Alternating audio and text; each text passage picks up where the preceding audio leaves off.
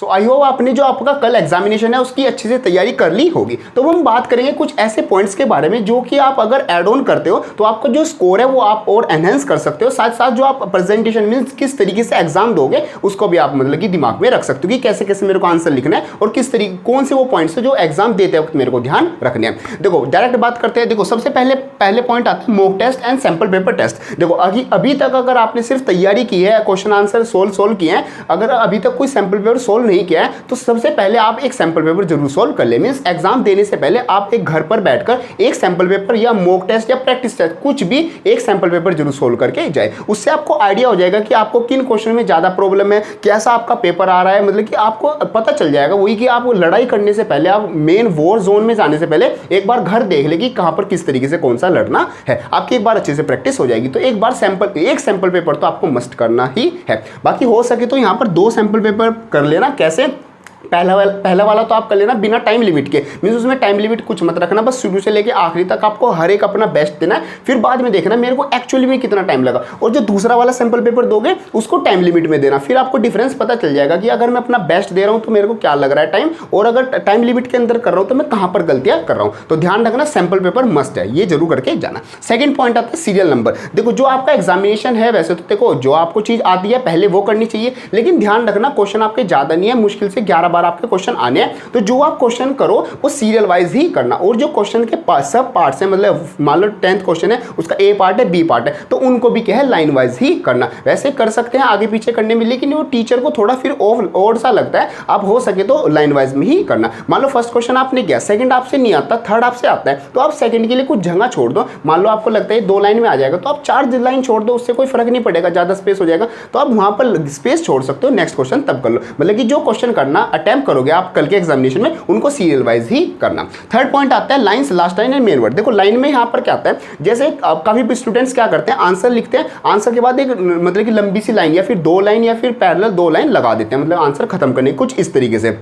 तो ये आपको मतलब कि आंसर लिखते टाइम नहीं करना है। पहले आप अपना पूरा पेपर अटेम्प्ट करोगे, अटेम्प्ट करने के बाद आप ये जो लाइन है ये सबसे लास्ट में करोगे। ऐसा क्यों? सबसे पहले प्रॉब्लम देख लेते हैं। यहाँ पर प्रॉब्लम क्या आ जाती है। मान लो आपने कोई आंसर था, आंसर फर्स्ट था, वहां पर आपने लाइन लिख दी, मान लो आपने 3 लाइन का आंसर लिख दिया, ठीक है। फिर आप डायरेक्ट में मतलब एक लाइन खींच देते हो और फिर अपना सेकंड आंसर क्या लिखना स्टार्ट कर देते हो, फिर उसकी लाइन। अब आप मतलब कि क्वेश्चन पेपर आप पूरा कर चुके हो। अब लास्ट में हम एक बार चेकआउट करते हैं, रिवाइज करते हैं कि कहाँ पर कुछ गलती तो नहीं की।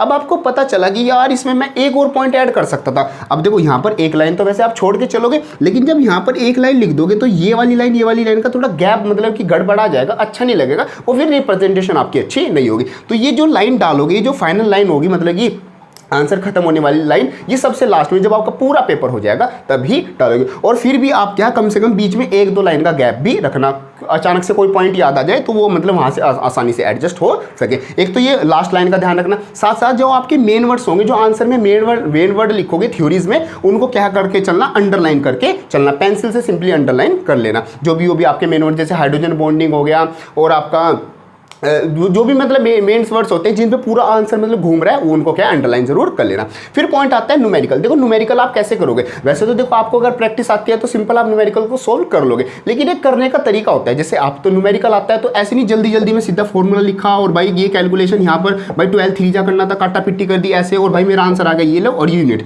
ऐसे मतलब घोच पोच नहीं करना है आपको, बिल्कुल तरीके से। क्योंकि न्यूमेरिकल एक करने का तरीका और आंसर सही आना, इन दोनों के मिला के आपको अच्छे मार्क्स मिलेंगे। सबसे पहले आप लिखोगे फॉर्मूला, सबसे पहले फॉर्मूला लिखोगे, फिर उसकी वैल्यूज लिखोगे, वो जो उसमें वैल्यू पुट ऑन करनी है। फिर साइड में मान लो गैस कांस्टेंट हो गया, वहां पर टेम्परेचर हो गया, फिर जो भी कांस्टेंट है के या जो भी होता है उनकी साइड में वैल्यू लिख के दिखाओगे, ताकि टीचर को लगे हाँ भाई इसको कांस्टेंट वैल्यूज भी पता है और ये मतलब एक गुड स्टूडेंट है, इसको पता है कि कैसे करना है।